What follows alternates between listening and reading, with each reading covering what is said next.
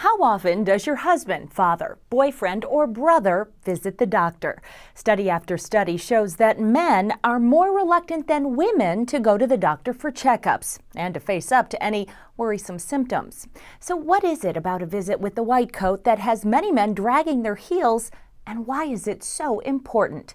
Urologist Dr. Jacomides gives us an inside look as we shine the spotlight on men's health. I don't know, it's just a hassle. I gotta take time off from work and I gotta, drive across town.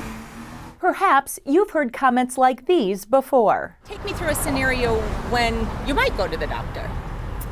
I think I'm dying.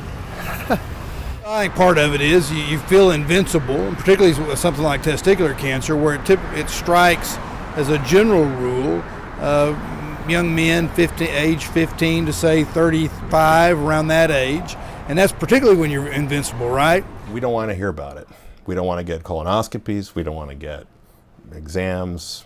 We don't want to be touched. We go when there's a problem. We don't go for prevention. And that's something events like this Men's Health Expo are hoping to dispel. If it makes one guy get in and get checked out and make sure that they don't have the massive heart attack, then it worked.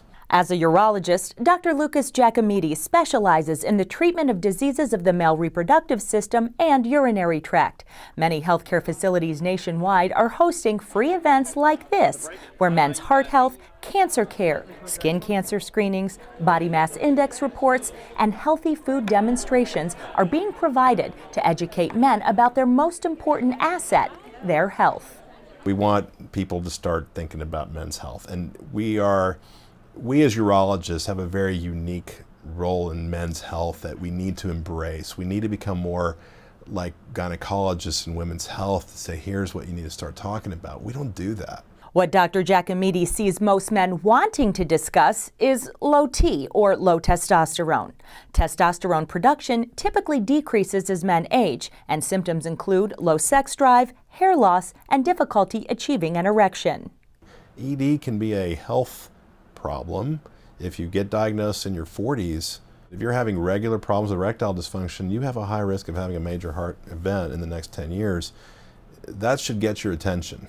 If that's what it took to get your doctor to start talking about it, great, because we're going to make sure you have a heart doctor after that. And the message is simple.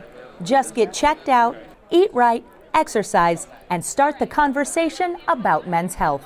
And the U.S. Census Bureau reports that women are much more likely than men to have visited a medical provider during the year, 78% compared to 67%. And Hispanic males were the least likely racial or ethnic group to visit the doctor. So guys, just get checked out. It could save your life. For RX Wiki, I'm Rochelle Grossman.